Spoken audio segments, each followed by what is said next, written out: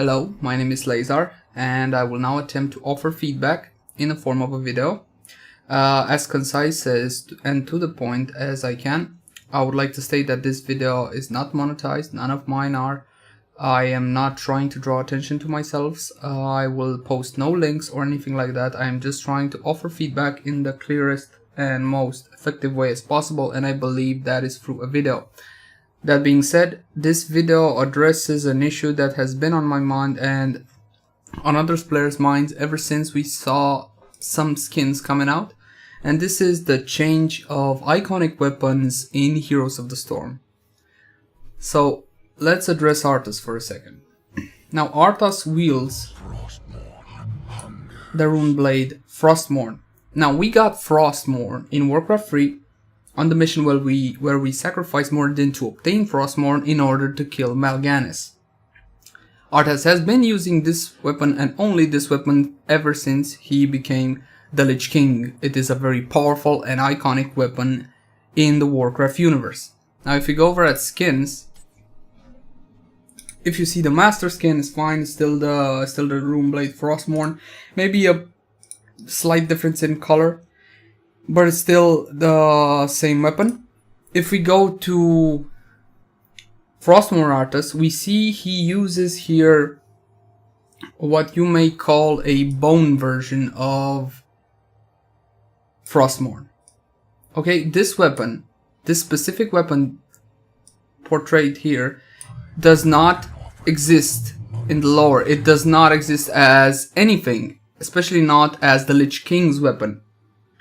Now, we do understand that the characters presented in Heroes of the Storm are basically caricatures. Okay, we do understand that, but we feel very strongly that the look of these iconic weapons, the few iconic weapons that there are, should not be changed, not even by a skin. Since we are on Arthas, let's take a look at Crown Prince Arthas. Now, Crown Prince Arthas is using the armor similar to the one he had in Warcraft 3, the Lordaeron armor back when he was Prince of Lordaeron. Now, people sustain that this Arthas existed in time when he first picked up the Runeblade Frostmourne. However, that is not completely true because the voice this skin has is still the same dark, creepy one. Arthas did not have that voice. This voice when he picked up the Runeblade, he still had that warm, friendly voice. Now, instead of this, how about he could use Light's Vengeance, his hammer that he discarded when he picked up Frostmourne. He could have Light's Vengeance. Of course, you would have to do different animations because you don't wield a hammer like you would a blade. Okay, it could have different voiceover. It even could have the voices over similar to what he had in Warcraft 3, that warm, friendly voice, and the skin could cost €30, but it would give you, a fan of the Warcraft universe, a chance to play Arthas Menethil, Prince of Lordaeron. Wouldn't that be something? Maybe even the effects on his spells would have to be changed because the frost thing wouldn't exactly work, but the skin can cost €20. What lore fan of the Warcraft universe wouldn't want that? I know I would. Now again guys, I'm speaking in the name of myself and some other players which also feel strongly about not changing the look of iconic weapons in this game. Okay, these are general people who are very invested in the lore, who have played all the Warcraft games just like me. And now let's take a look at a different hero, Tyrael, the Archangel of Justice. Now, in Sanctuary, as I just said, Tyrael is the Archangel of Justice and wields Eldruin. Eldruin, like Frostmourne, is a very iconic weapon. It's not as iconic as Frostmourne because, well, the Diablo universe didn't get as much attention as the Warcraft one, obviously. If we go to skins and we go to Master Tyrael, you will see he uses what seems to be a modified / upgraded / something version of Eldruin, but it is not Eldruin. It is not his iconic weapon, the weapon of the Archangel of Justice. This is not it. This is not it. Okay? It looks great, sure. It looks fine. There's no problem with the look. The problem is he's not supposed to have this weapon. He's supposed to have this weapon.